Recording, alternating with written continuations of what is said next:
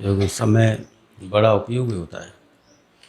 समय की बड़ी कीमत है। यदि तुमने उचित समय पे उस समय का प्रयोग नहीं किया ना, समय चूक जाता है तो जीवन भर लौट के नहीं आता पर वो दोबारा। पता नहीं जो उचित समय है, उस उचित समय पे जो घटना घटित होनी थी, वो घटना का नंबर पता नहीं फिर कब आए, पता नहीं क्या सुनने को मिल सकता था, पता नहीं क्या उस समय घटित हो सकता था। अच्छा, तो तुम देखना जो एक बार हो जाता है वो पूरे दोहराने में थोड़ी होता है, फिर बदल के आता है। जो भी कुछ आता है, जो भी आता है वो फिर बदला हुआ आता है, सेम बराबर नहीं आता कभी भी। तुम आज जैसे हो, तुम जरा सोच के देखो। तुम ये सोचो कि आज तुम बुरे हो या अच्छे हो, जैसे भी हो, तो ये समय पे यदि अनुकूल जो समय की मांग है उस हिसाब से यदि तुम बन जाते हो तो तुम्हारी जय जयकार है। क्योंकि वो समय फिर दोबारा नहीं आता। फिर तुम पछताते रह जाते हो कि ये क्या हुआ, समय तो निकल गया। जिस समय पे कुछ करना तो वो तो कर ही नहीं सके, वो तो इधर उधर उलझ गए। ये संसार झाड़ और झांकड़, उलझ उलझ मर जाना है। अरे इतने दिन से मैं तुमसे कह रहा हूँ, इस संसार, ये संसार तो झाड़ झांकड़ है। यहाँ तुम जरा सा भी नज़र बाहर डालोगे ना, वहीं उलझना है। तुमको इतने दिन हो गए कहते कहते कि संसार का मतलब है जहाँ तुम उलझ जाओ, संसार का मतलब है जहाँ तुम फिसल जाओ। तुम स्वयं ही बच सकते हो अपनी तरफ आकर। बाकी यदि जैसे ही नज़र बाहर डालोगे, तुम तनाव, टेंशन और परेशानी से भर जाओगे। मैं तुमको हर बार एक ही बात कहता हूँ, संसार का मतलब है जहाँ तुम गिर जाओ, उलझ जाओ, पीड़ा संकट ये मिले और तुम देखते रहोगे। जब भी तुम थोड़ा सा इधर से उधर जाते हो, वहीं तनाव, टेंशन, परेशानी। बचाओ भगवान। अरे भाई, मैं तो ये पूरा ही बचाने का काम कर रहा हूँ। मेरा तो सारा विज्ञान ये है कि संसार में तुम्हें रख करके ही संसार से अलग कर देना। मैं तो यही शुरू से कह रहा हूँ, लेकिन तुम्हारी समझ में ये केवल छोटी सी बात ही नहीं आ रही। कितने समय से एक ही बात कह रहा हूँ कि संसार में ही रहना है, संसार से छोड़ के नहीं जाना है, और संसार में रह के ही संसार को छोड़ देना है। यही है सबसे बड़ी अकल की बात। लेकिन तुम तो समझते ही नहीं कुछ। तुम तो बस झांकते ही इसलिए हो कि पकड़ में आए कोई चीज़। अब वहाँ तो ना, या तो तुम्हारी कोई प्रशंसा करने वाले मिलेंगे लोग, या तुम्हारी निंदा करने वाले मिलेंगे, या तुमको गिराने वाले मिलेंगे, या तुम्हें चढ़ाने वाले मिलेंगे। ये दोनों ही दृष्टियाँ खराब हैं। अब तुम्हें कोई प्रशंसा करने वाला मिल गया है ना, इस फूल माला पहना दी, अच्छी बात है तुमसे कर दी, तो तुम फूल जाते हो, बस वो गिर गए, फिर मामला खराब। और यदि तुमको कोई निंदा करने वाला मिल गया, तुम्हारे अनुकूल, तुम्हारा कुछ नहीं बैठा, तो तुम गिर जाओगे, फिर परेशानी। ये दोनों स्थितियों से बचो। इसीलिए तो कहा जाता है कि अरे भगवान से प्रेम रखोगे नहीं तो ये दोनों स्थितियाँ हावी नहीं होंगी तुम कहीं। परमात्मा से प्रेम रखोगे, एक से प्रेम रखोगे, तो कभी संसार का हावी नहीं होता है। बच जाओगे संसार से। उस प्रेम से, एक से किया हुआ प्रेम है ना, उसी को कहते हैं एक ही साध है सब सद है। यदि वो प्रेम सद गया तो सबका प्रेम, सबकी निंदा, सबकी स्तुति सद जाएगी। तुम गिरोगे नहीं, बच जाओगे। तुम कहते नहीं कि जिस समय तुम पूरे प्रेम में भरे होते हो तो कहते हो मेरे मन नहीं करता अब किसी से बात करने का, किसी से फालतू बात करने का, यानी ज़्यादा बात करने का, फालतू ज़रूरत के हिसाब से, काम चलाने के हिसाब से रहता हूँ सामने। तो ये कैसे हुआ? उसके प्रेम में। जब प्रेम में डूबते हो तो तुम्हारी स्थिति, चेहरा कैसा होता है तुम देखो। तुम जरा पुराने फ़ोटो निकाल के देखना तुम्हारे, कि यही चेहरा था भगवान के जैसा, और तुम अब निकालो तुम्हारे चेहरे। तुम्हारा पाप छा रहा है चेहरे पे, ज़बरदस्ती मुस्कुराते हो, हंसते हो कि कोई नज़र नहीं आए ऐसा। लेकिन आत्मा से पूछो तुम, तुम्हारा चेहरा कितना पापी हो गया। किस वजह से? क्योंकि तुमने उस एक के प्रेम में डूबना बंद कर दिया और संसार को पकड़ना चालू कर दिया। अब संसार पकड़ में तो आ नहीं सकता तुम्हारे, रोजाना चिंता, फिक्र, टेंशन देता है। लेकिन अब करें क्या? एक के प्रेम छूटते ही तो वो तो अपने आप पकड़ में आएगा। तुम्हारी कोशिश करो चाहे मत करो, तुम कोशिश नहीं करोगे तो भी पकड़ में आएगा वो तो। वो हो ही नहीं सकता, तुम्हारी कोशिशों से दूर नहीं हो सकते। लेकिन तुम्हें एहसास होता रहेगा कि अरे अब मरे, अब फंसे, अब ये चिंता, अब टेंशन। अरे भाई, तो मैं यही तो कहता हूँ, पहले भी तो इस संसार में रहते थे, लेकिन उस परमात्मा से तुम्हारा एक प्रेम था, तो तुम कैसे बच जाते थे दुखों में, पीड़ाओं में कैसे बच जाते थे। अब क्यों नहीं बच सकते कोशिशों के बाद भी? हाँ, तो मैं, यदि तुम्हें ऐसा लगे, मैं तो तुमसे बेटा कोई ज़बरदस्ती और आदेश नहीं देता हूँ। महात्मा कभी कोई आदेश नहीं करते हैं। महात्मा जो कहते हैं वो एक सुझाव देते हैं, एक सुझाव तुमको देते हैं। तुमको यदि ऐसा लगे कि मुझे ऐसी ज़िंदगी पसंद है, तो तुम्हारी मर्जी, तुम जियो। और तुमको लगे कि नहीं, ये ज़िंदगी मुझे काट रही है, तो फिर छाया में आ जाओ, दूसरी ज़िंदगी भी तुम्हें बता रखी है। ऐसा थोड़ी है तुम दूसरी ज़िंदगी से परिचित हो नहीं, तुम उस ज़िंदगी से भी परिचित हो जिस ज़िंदगी में दोनों सत्ता है, जिस ज़िंदगी में संसार ऐसी सत्ता है, हवा में उड़ोगे, कोई पता ही नहीं लगेगा। तो उस ज़िंदगी को तुम ऐसा थोड़ी, तुम्हें सिखाया है उस ज़िंदगी को मैंने, उस ज़िंदगी को जी लो। और तुम कहते नहीं नहीं वो ज़िंदगी अच्छी नहीं है, तो इस ज़िंदगी को पकड़ लो, फिर हाय हाय में रहो। तो महात्मा आदेश थोड़ी देते हैं कि तुम्हें ऐसा करना है, वो नहीं करते। वो तो अपना एक केवल तुम्हें सुझाव देते हैं कि देखो मैं तुम्हें एक दूसरी ज़िंदगी दिए देता हूँ, इसमें छाया है, तुम छाया में रहोगे तो बड़ा आनंद रहेगा। और फिर तुम्हें छाया काटने लगे, थोड़ी देर के लिए धूप में चले जाना, धूप में आनंद ले लेना थोड़ी देर जाके, लेकिन धूप में टिके ही मत रह जाना। धूप में टिके रह गए तो गर्मी ज़्यादा काटने लग जाती है छाया तो विश्राम का आनंद देती है। तो तुम चले जाना, धूप में चले जाना, लेकिन होश से जाना कि मैं धूप में जा रहा हूँ, और उतनी देर तक के लिए रह लेना धूप में जितनी देर तक के लिए तुम्हारा संतुलन बना रहे। फिर काटने लगे तो फट से आ जाना, भाई ठीक है मुझे ठीक नहीं लगता। तो जरा तुम खुद तो सोचो, अरे हित अनहित पशु पक्षी जाना, अरे अपने हित को तो पशु पक्षी भी जानते हैं कि इसमें मेरा हित है, इसमें मेरा अनहित है। जानवर भी हित अनहित को जानते हैं। तो तुम्हारा तो सोचो कि तुम्हारा हित भी नहीं कर सकते तुम। इतने दिनों से, सालों से मैं तुम्हारे पीछे जो पड़ा रहता हूँ, इसमें तुम्हारी वजह से तो पड़ा रहता हूँ कि तुम किसी तरह से अपने तुम्हारे हित को पहचान लो कि मेरा हित किस चीज़ में है। तुम तुम्हारे हित को ही नहीं पहचान सके अब तक कि मैं, तुम्हें कोई दूसरा पीड़ा दे सकता है जब तक तुम ना चाहो, तुम्हें कोई दूसरा टेंशन दे सकता है जब तक तुम स्वीकार ना कर लो उसके टेंशन। कब तक निकालोगे दूसरों में दोष? तुम्हारे अंदर है दोष, तुम अपने को खोज के देखो कि हमने उसके टेंशन को स्वीकार कर लिया। इसका मतलब है तुम दूसरों के खटके से चल रहे हो। मैं आज खटका दबा दूँ, पंखा चल गया, तुम्हारे खटके दूसरों के पास हैं कि तुम्हें कोई गाली दे तुम उत्तेजित हो गए, तुम्हें कोई टेंशन दे तुम टेंशन में हो गए, यानी तुम्हारे खटके दूसरों के हाथ में दे दिए तुमने, तुम्हारे हाथ में संचालन ही खत्म, तुम अपने से जी नहीं सकते।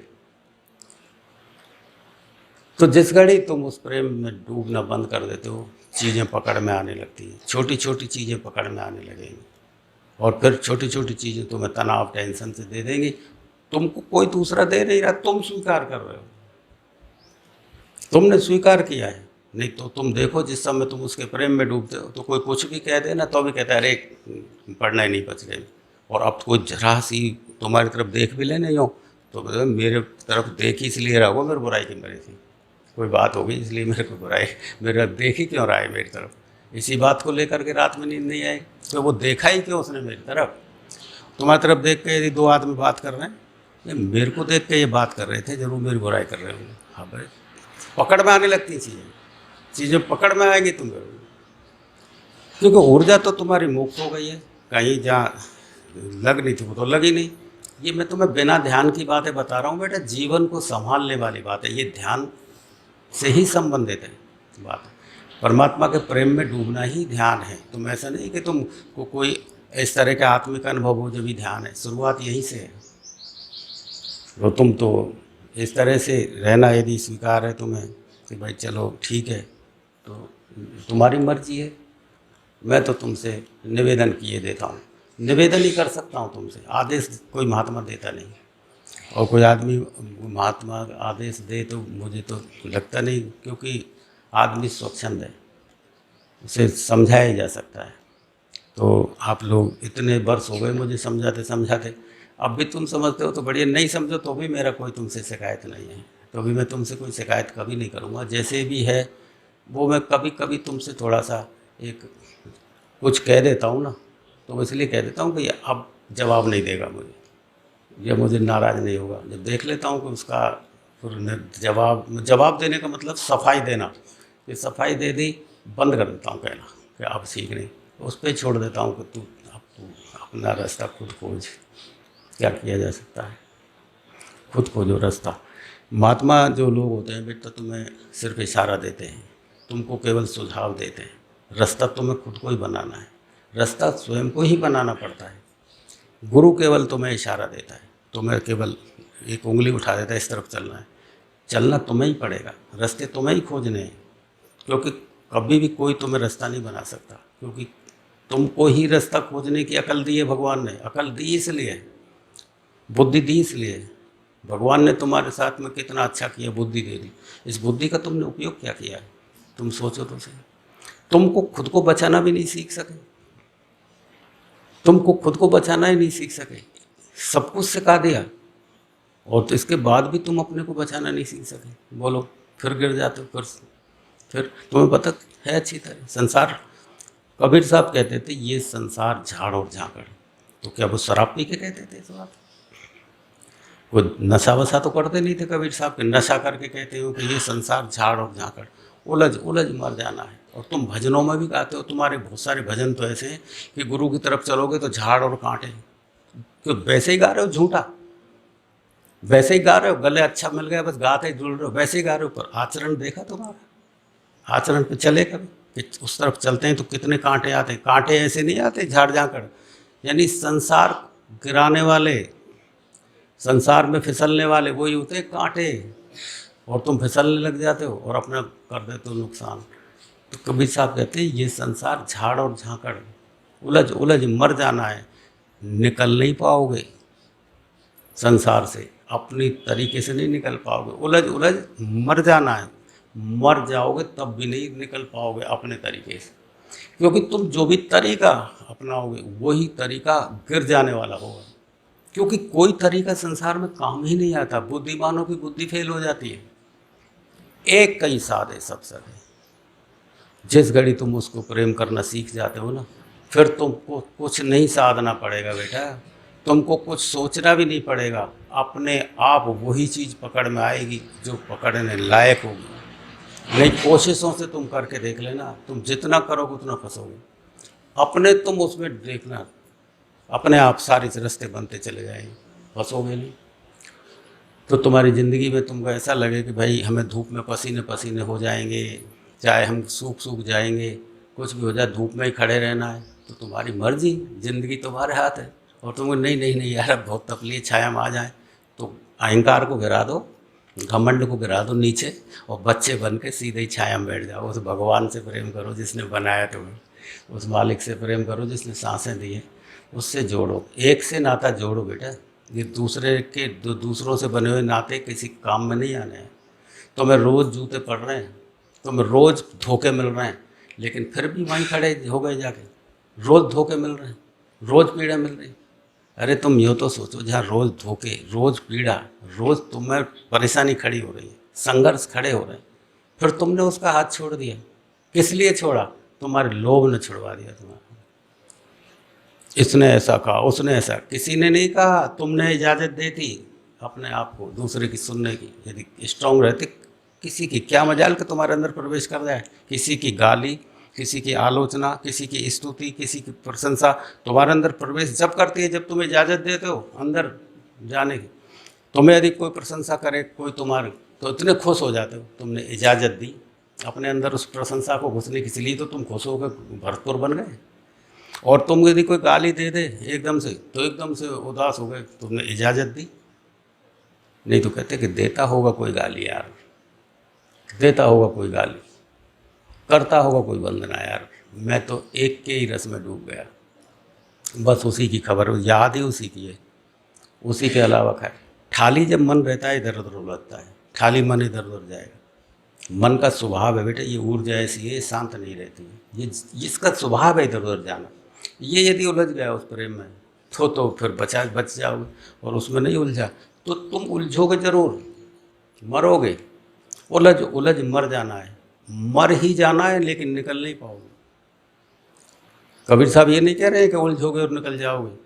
अरे तुम मेरी नहीं मानो, मत मानो, लेकिन उस महात्मा की तो मानो कबीर साहब की तो मानो, वो तो पूरे महात्मा थे, उसकी मान में चलो, मेरी नहीं मानते कोई बात नहीं, कि क्यों सोचते हो कि अरे ये तो कह रहे होंगे ऐसे, अरे तो लेकिन वो तो थे, उनकी मान लो, तो उलझ उलझ मर जाना है, उलझोगे मरोगे इसी में।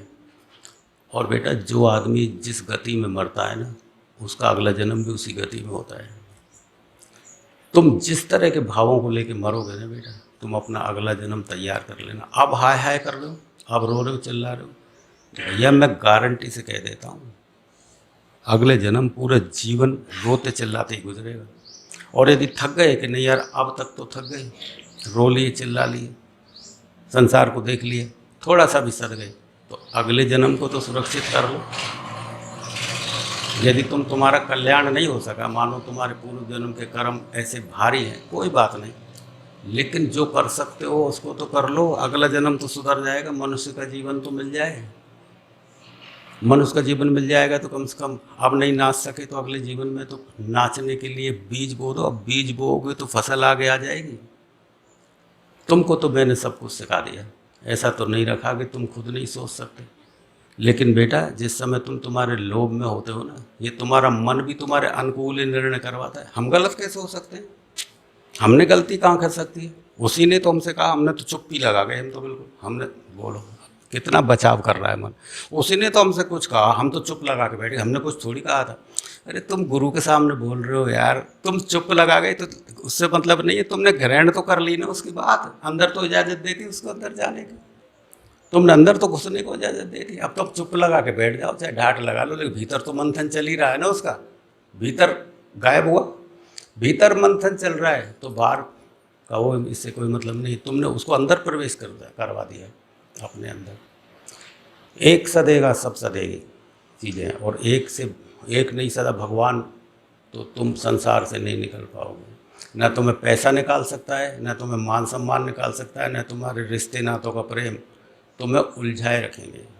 और उलझना ही तुम्हें पसंद है तो तुम्हारी मर्जी, मैं कुछ नहीं कर सकूँगा, तुम्हारी मर्जी है, ये तुम्हारी मर्जी से ही चलना है तुम्हें, तुम्हारी मर्जी से ही। ये तो बेटा सत्संग तो ऐसी जगह है, कोई ऑफिस नहीं है, ये कोई ऐसा रजिस्टर्ड कार्यालय नहीं है कि जिसमें आओ तो रजिस्ट्रेशन कराना पड़े और जाओ तो इस्तीफा दे के जाना पड़े।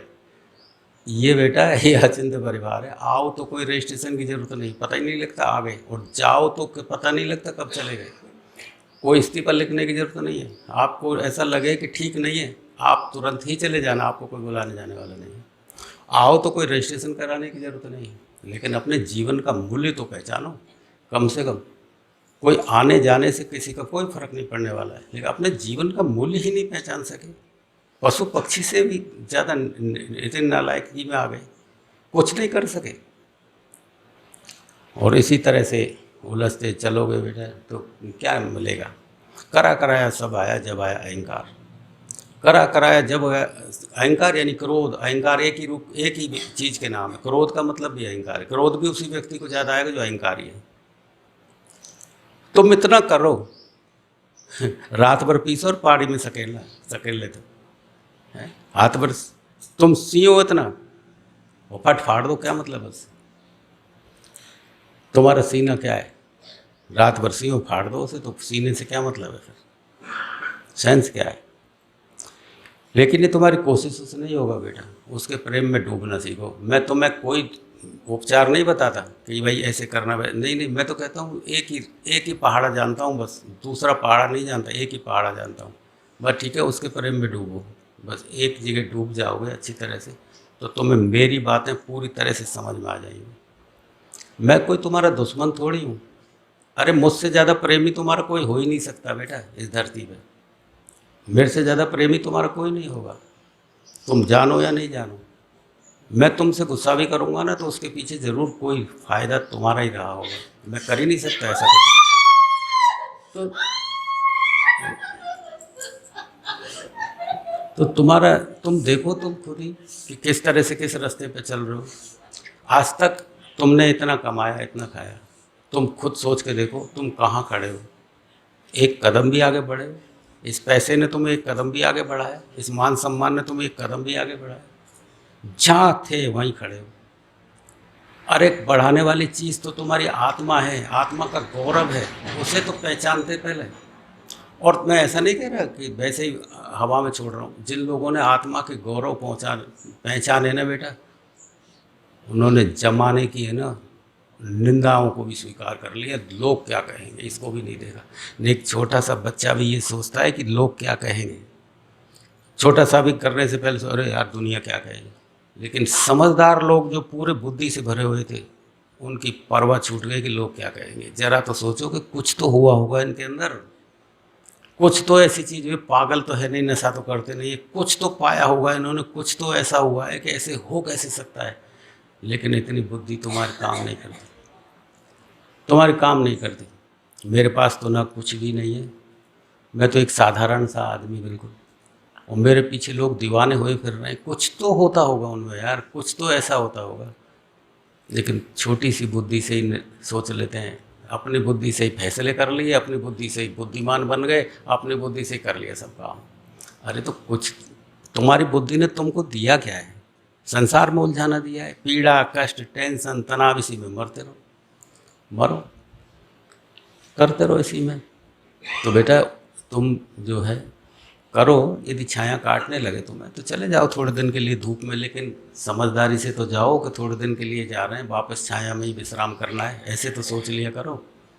गए और वहीं फंस के रहे, रो रहे हो चिल्ला रहे हो। अब गुरुजी दया करो, आप दया जब तक नहीं करोगे जब तक पार नहीं पड़े। अरे पागल हो रहा है, मर रहा है, मैं तो दया ही करने के लिए, तू गया क्यों वहाँ पे हैं?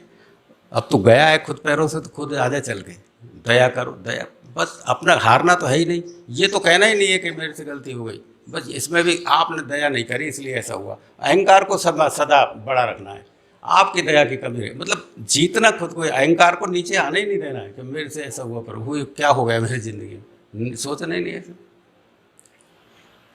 कल मैं तुम्हें बेटा रात को कितना अच्छा सत्संग सुना रहा था। अहंकार जब तक ना मिटे, जब तक कोई जीवन जीवन रह जाता है, जीवन जीवन रह जाता है। जब तक बातें समझ में आती है, कृष्ण भगवान की बातें अर्जुन के समझ में पूरे जीवन भर नहीं आई बेटा, साथ साथ रहता था, बचपन से रिश्तेदार थे, पूरे जीवन कृष्ण की बातें समझ में नहीं आई, और अंत समय में भी नहीं समझ पा रहा था। कृष्ण कह रहे हैं कि हे अर्जुन, हर जन्म में मैं तेरे साथ था, कितने ही तेरे जन्म हुए, उन जन्मों में तेरे साथ था।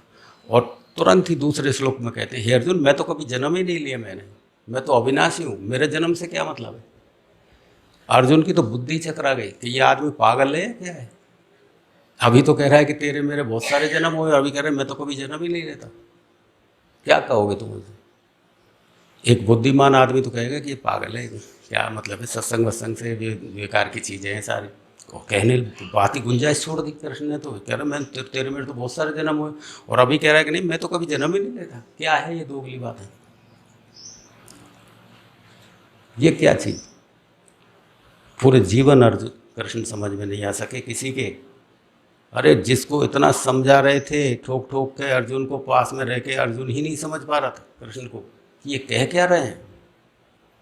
अभी तो कह रहे हैं मैं हूँ, और अभी कह रहे हैं मैं नहीं हूँ। हाथों हाथ ही कह रहे हैं कि नहीं नहीं तू जो देख रहा है वो सब झूठा है, मैं हूँ ही नहीं।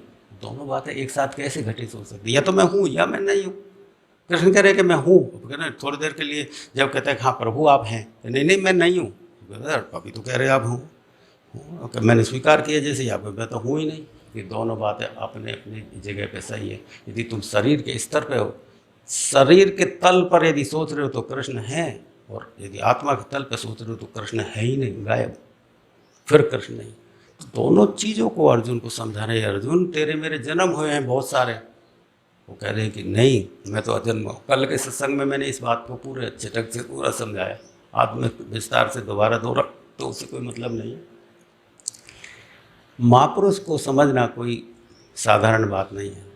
तुम किसी महात्मा को समझने चलो तो नहीं समझ पाओगे बेटा, पूरा जीवन लगा दोगे तो भी समझ में नहीं आएगा। अभी वो तुमसे कुछ बोल रहा है और अगले ही पल उसकी काट कर देगा तुमसे। अभी तुमसे कह रहा है कि जाओ ये चीज़ अच्छी है, और अगले पर कह रहे ठीक नहीं है। तुम क्या सोचोगे कि अभी तो कह रहे सही है, लेकिन तुमको इन दोनों चीज़ों की समझने की बुद्धि वो देता है कि किसी तरह से तुम सम्मोहित हो जाओ, किसी तरह से तुम चकरा जाओ कि ये सब क्या है, और तुम उस तत्व को जान लो जहाँ ये दोनों चीज़ें साफ दिखाई देती हैं। वो यही तो चाह रहा है कि तू किसी तरह से चकरा जाए कि ये क्या बोल रहे हैं कृष्ण के, मैं तेरे साथ था और तुम कह रहे कि अब भी हूँ, कह रहे नहीं हूँ, तू चकरा जाए। तभी तो अर्जुन कहते थे कृष्ण से, प्रभु आपकी बातें मुझे सम्मोहित किए जा रही हैं, आपकी बातें भरोसे की भी हैं, आपकी बातों को मैं डिनाई भी नहीं कर सकता कि आप गलत बोल रहे हैं, लेकिन मेरी बुद्धि कह रही है कि आप गलत बोल रहे हैं। ये कैसे सम्मोहन पैदा किया आपने कि आपको छोड़ने का भी मन नहीं करता, आपसे दूर जाने का भी मन नहीं करता, और अंदर से लगता है कि आप तो जो बोल रहे हैं वो गलत है, सही नहीं है, ये क्या करें। तो कृष्ण की जो बातें थी वो बेवकूफ़ की नहीं थी, बहकाने वाले नहीं थी, अर्जुन को इस काबिल बना रहे थे कि हे अर्जुन, तो उस तत्व को जान ले जिस तत्व को जानते ही मेरी दोनों बातें तेरे समझ पड़ जाती हों। मेरी ना में और हाँ में जिस समय तुझे समानता नजर आ जाए, उस तत्व को जान ले, वो मैं तुझे जनवाना चाह रहा हूँ। और उसी तत्व को जनवाया उसने, कृष्ण ने अर्जुन को। और उस तत्व को जानने के बाद में जब अर्जुन ने देखा कि कृष्ण तो भगवान है, ये तो साधारण आदमी नहीं है, जब उनका बड़ा विराट रूप जब उन्होंने देखा, तब वो सीट उससे सिंहासन से उतर के उनके पैरों में जाके बैठ गए। बोले, प्रभु मैं आपको पहचान नहीं सका। तू पहचानने की क्या ज़रूरत है, तुझे क्या ज़रूरत पड़ी पहचानने की, तू तो अपने को ही पहचान ले, मुझे पहचानने की क्या ज़रूरत है तुझे, मुझे पहचान के तुझे करना क्या है, तू अपने को पहचानते ही मुझे पहचान जाएगा। तू अपने को अपने अंदर प्रवेश कर, जैसे ही तू अपने अंदर प्रवेश करेगा, तुझे जाना उसी समय मुझे जानना, क्योंकि तेरे में और मुँह में अंतर नहीं है, तुझे जानते ही मुझे जान जाएगा कि मैं भी वही हूँ। तू जानते रहना। तो जब तुम्हें दो चीज़ें नज़र आती हैं तब तक जब तक तुम बुद्धि में हो। जैसे बुद्धि से तुम हृदय में प्रवेश करते हो, वहाँ दो का अभाव है, वहाँ दो नहीं है, वहाँ एक भी नहीं है, वहाँ जो है बेटा वो समरसता है, वो समरसता है, वहाँ दो के भेद सब गिर जाते हैं। तो कल के सत्संग में मैंने इन्हीं बातों को ज़्यादा स्पष्ट किया था, काफ़ी देर बोला भी मैं कल। तो इनको सत्संग को बेटा, उसमें ऊर्जा छुपी होती है सत्संग में ऊर्जा होती है, तो गुरु मुखारविंद का सत्संग सुनना चाहिए। मैं सत्संग का विरोध नहीं करता, सत्संग तो खूब सुनो, लेकिन आपकी बुद्धि दूसरे सत्संगों में उलझा देगी और आप फंसोगे, आप गिरोगे, उनसे बढ़ोगे नहीं। आपको बौद्धिक रूप से एंटरटेनमेंट मिलेगा, लेकिन उससे आप सद नहीं सकते हो, अच्छा लगेगा और गिरोगे आप। इसलिए गुरु मुखारविंद का सत्संग काफ़ी है। उसकी, क्योंकि सत्संग से क्या मनोरंजन कर रहे हो क्या तुम सुन के, बात समझ में आ गई है तो वो उसको करो, जो बात समझ में आ गई है बैठो और ध्यान पे बैठो और ये करो करने वाले काम, टाइम पास को छोड़ो। तो सत्संग क्या है कि गुरु मुखारविंद का जो सत्संग होता है उसमें ऊर्जा छुपी होती है, तो उसको सुनोगे बस वो ही पर्याप्त है, इससे ज़्यादा कोई जरूरत नहीं। अपने घर गृहस्थी के काम करो, सेवा करो, 23 घंटे सेवा करो और 1 घंटे भगवान के लिए दो, इस काम को करो बेटा। चलो बैठो थोड़ी देर बाद, आंखें बंद करो। श्री कृष्ण गोविंद हरे मुरारी, हे नाथ नारायण वासुदेवा, श्री कृष्ण